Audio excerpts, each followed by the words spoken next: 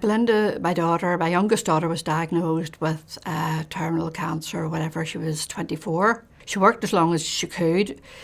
She was a veterinary nurse, and her boss, the vet, was very, very good with her, and she would have gone in even just to sit and talk with them. She still wanted to go out with her friends at the weekends, and she was able to manage her medication to do that.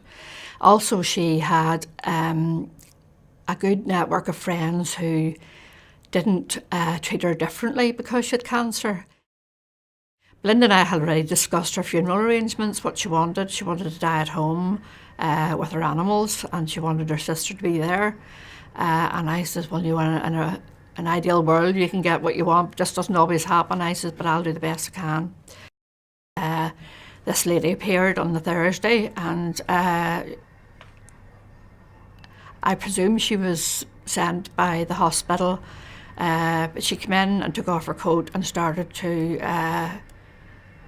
as I said, tick boxes, asking Belinda, could she go to the toilet by herself, could she eat by herself, and all the rest of it.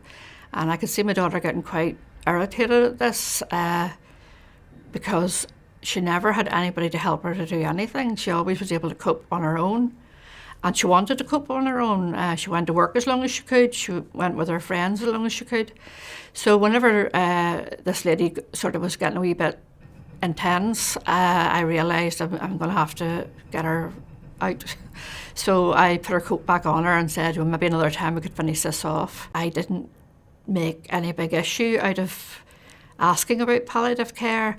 And I suppose also too, I think perhaps if I had mentioned palliative care, it might have been a negative thing to Belinda.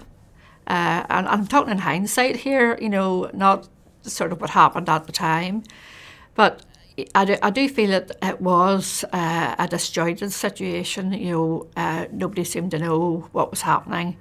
And we certainly didn't know what was happening. There was nothing conveyed to us other than she had months to live, not weeks. She was going out on Friday night for a meal with her friends who had... She'd been bridesmaids with one of them, and we were all getting together for a dinner that night, which they did, and Belinda had a fillet steak, which was her favourite. So I realised, well, that's good, she's getting a good bit of meat into her, which, even so, I knew she really wasn't well. She also had asked her sister to come down and stay with her that Saturday night, and I said, well, I'll give you a ring, see if she's arrived down. Later on, about 7:30, I phoned her, and she says, yes, they were just getting some food gathered together. And I said, that's good. She said, I'm going to have a sleep for a while, and then I'll get up and we'll have a night together. I said, well, that's good. I said, sure, ring me if you want anything. So when it came 9 o'clock that night, her sister phoned me and told me she had died. Looking at it from Belinda's point of view now, I think Belinda got what she wanted. She died in her sleep. She wasn't in any pain, which is really what anybody wants for somebody dying of cancer, whether it's a young person or an older person. And she was with her sister, which is what she wanted, and her animals round her, So I think really she, in hindsight, it worked out okay.